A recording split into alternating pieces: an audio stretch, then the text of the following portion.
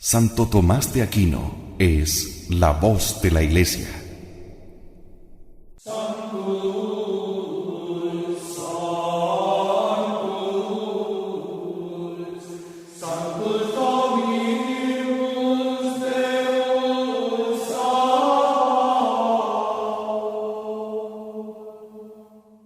La Iglesia ha tenido en el Santo Doctor la fuente infalible de la verdad revelada.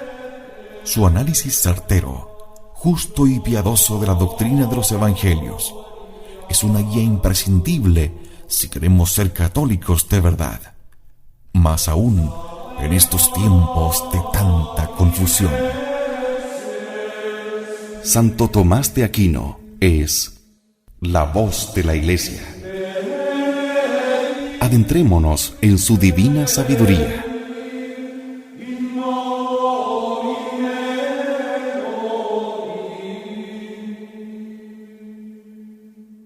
En Convicción Radio.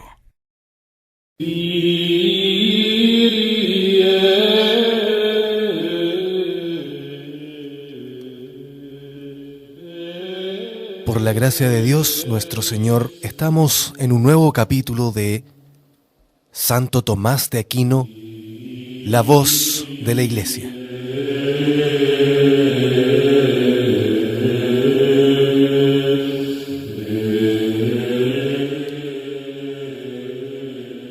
Las enseñanzas del Santo Doctor para comprender en exactitud la doctrina de la revelación, la doctrina de la Santa Iglesia Católica. Y estamos en el credo, es decir, aquello en todo lo cual debemos creer firmemente nosotros los católicos. Entramos en el artículo 2 del credo, y en Jesucristo, su único Hijo, nuestro Señor.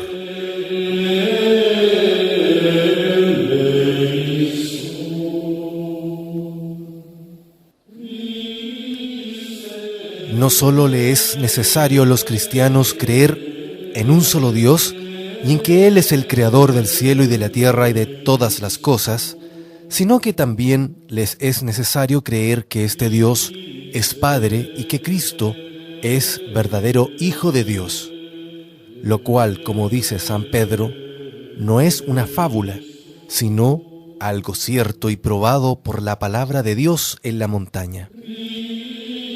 Os hemos hecho conocer el poder y la venida de nuestro Señor Jesucristo, no siguiendo fábulas ingeniosas, sino después de haber visto con nuestros propios ojos su majestad. Porque recibió de Dios Padre honor y gloria, cuando de la magnífica gloria descendió una voz que le decía: Este es mi Hijo amado, en quien estoy complaciéndome, escuchadle. Nosotros mismos oímos esta voz venida del cielo, estando con Él en el Monte Santo.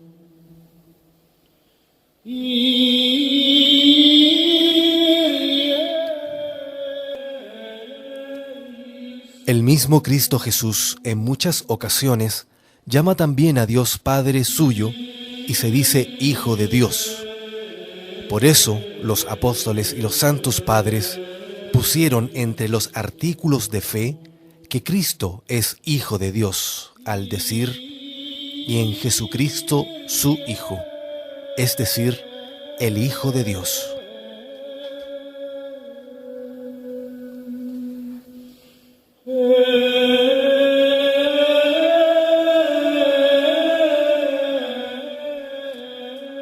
Sin embargo, hubo algunos herejes que entendieron esto de manera errónea. En efecto, Fotino dice que Cristo es Hijo de Dios exactamente como lo son los hombres virtuosos que por vivir honestamente y por cumplir la voluntad de Dios merecen ser llamados hijos de Dios por adopción. De la misma manera, Cristo dice, cuya vida fue virtuosa y conforme a la voluntad de Dios, mereció ser llamado Hijo de Dios, y también afirmó que Cristo no existió antes de la Santísima Virgen, sino que comenzó a existir cuando ella lo concibió en su seno. Y así erró doblemente, Primero, por no proclamar que Cristo es verdadero Hijo de Dios según la naturaleza. Segundo, por decir que Cristo, según todo su ser, comenzó a existir en el tiempo, mientras que nuestra fe afirma que Cristo es Hijo de Dios por naturaleza y que le es Ab eterno, conforme a testimonios expresos de la Sagrada Escritura. En efecto, contra el primer error, dice la Escritura, no solo que Cristo es Hijo de Dios, sino también que es Hijo único. El Hijo único de Dios que está en el seno del Padre. Él mismo ha revelado a Dios, dice San Juan. Y contra el segundo error, el mismo Cristo ha afirmado, en verdad os digo, antes que Abraham fuese, yo soy. Ahora bien, es claro que Abraham existió antes que la Santísima Virgen. Por eso, los santos padres, en otro símbolo, contra el primer error, agregaron a las palabras, creo en Jesucristo, estas otras, su único Hijo, y contra el segundo error, nacido del Padre, antes de todos los siglos.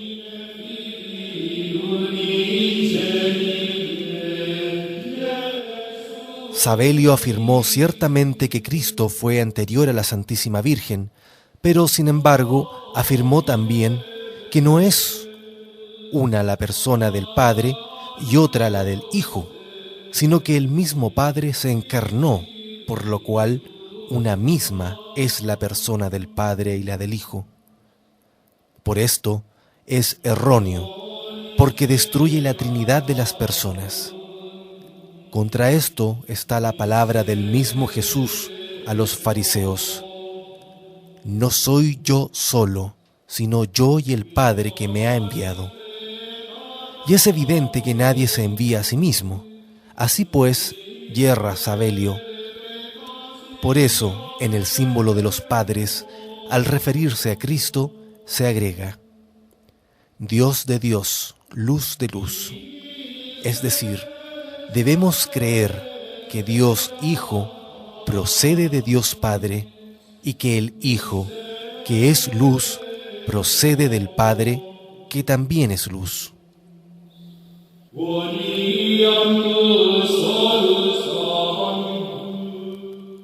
Arrio, a pesar de admitir que Cristo es anterior a la Santísima Virgen y que una es la persona del Padre y otra la del Hijo, atribuye, sin embargo, a Cristo estas tres cosas.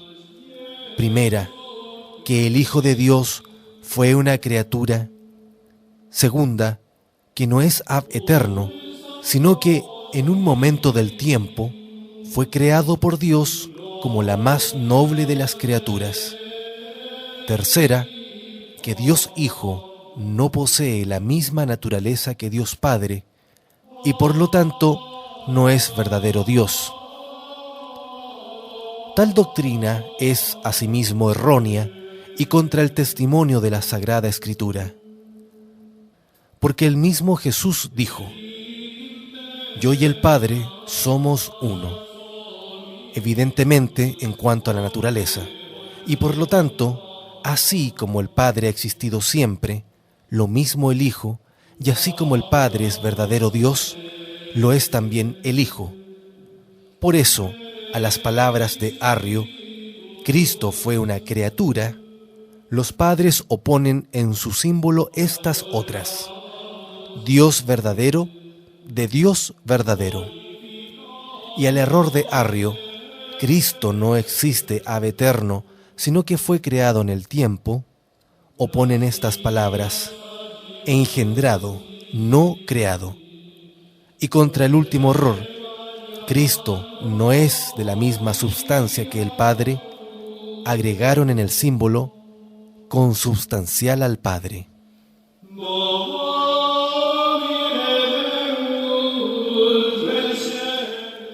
Es claro, por lo tanto, que debemos creer las siguientes verdades.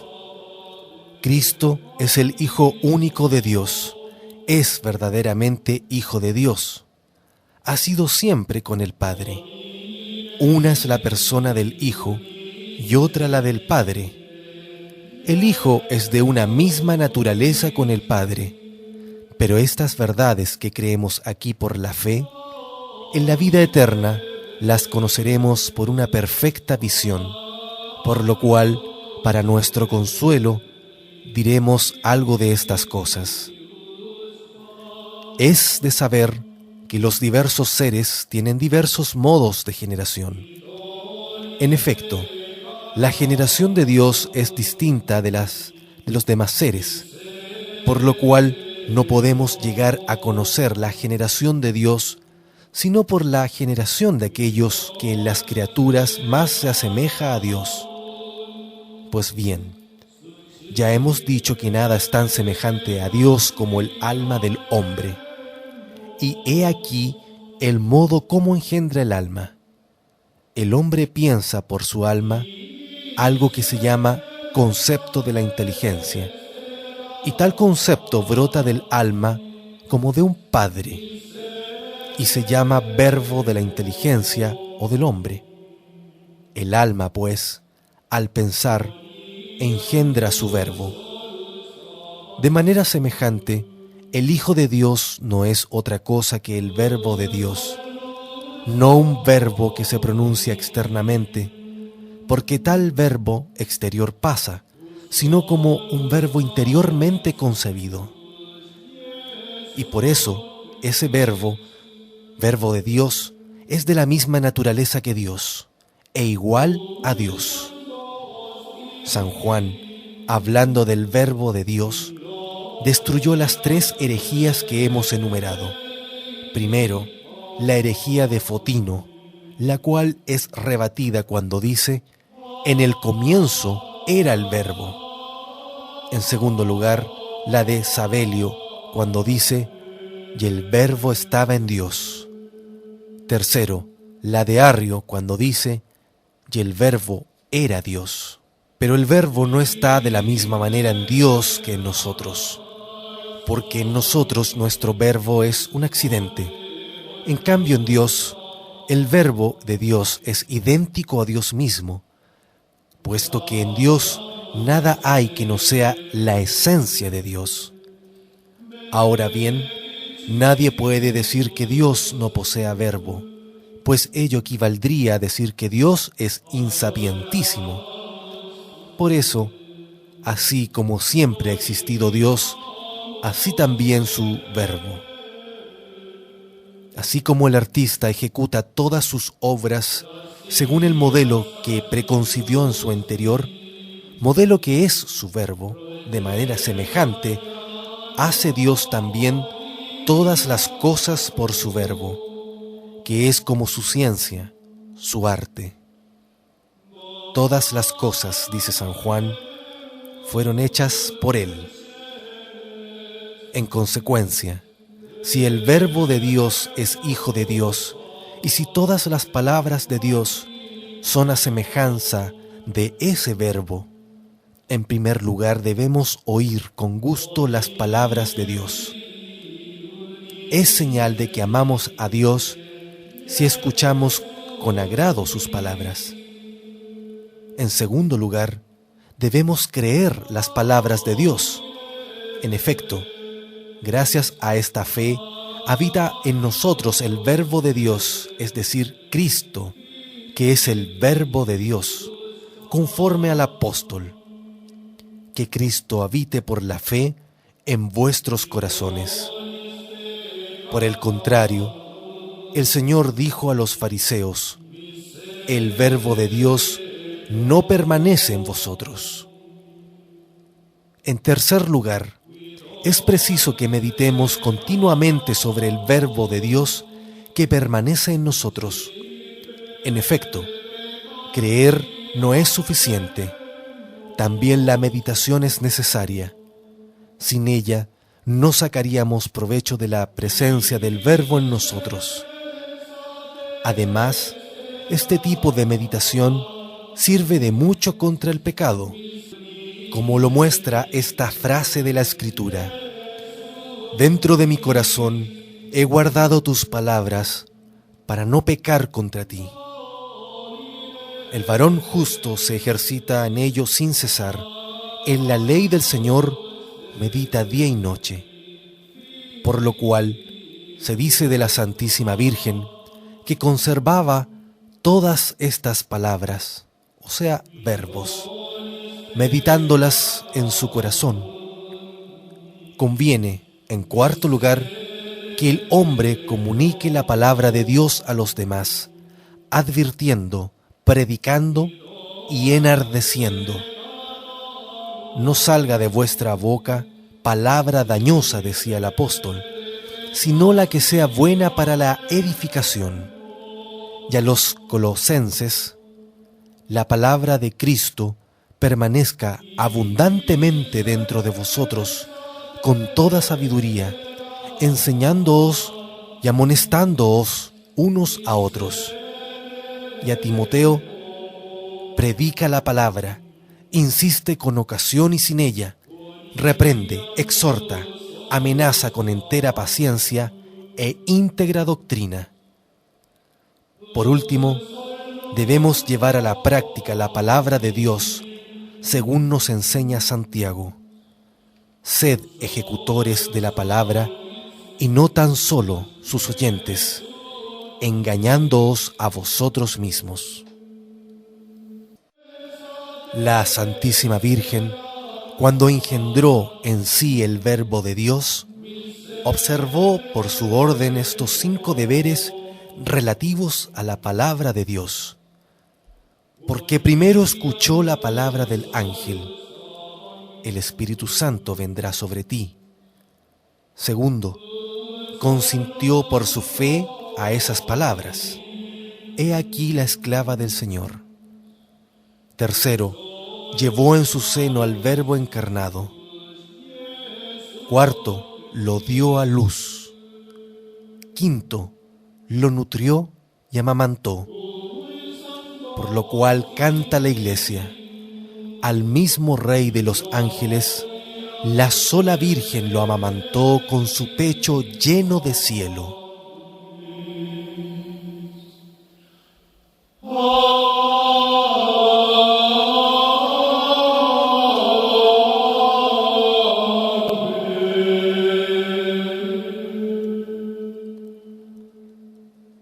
Oh Dios, que ilustras a tu Iglesia con la admirable erudición de tu santo confesor Tomás y la fecundas con sus santas obras, te rogamos nos concedas la gracia de entender lo que él enseñó y de imitar sus virtudes. Por Cristo nuestro Señor. Amén.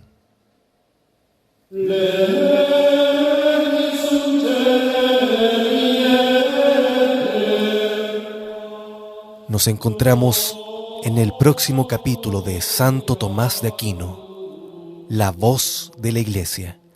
Que Dios nos bendiga a todos.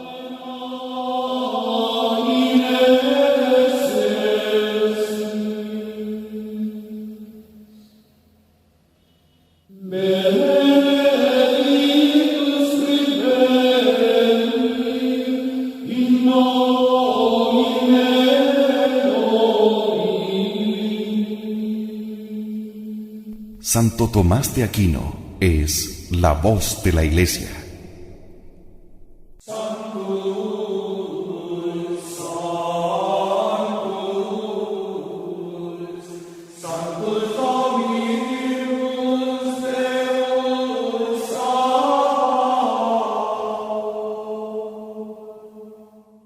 La Iglesia ha tenido en el Santo Doctor la fuente infalible de la verdad revelada. Su análisis certero, justo y piadoso de la doctrina de los evangelios es una guía imprescindible si queremos ser católicos de verdad, más aún en estos tiempos de tanta confusión. Santo Tomás de Aquino es la voz de la Iglesia. Adentrémonos en su divina sabiduría.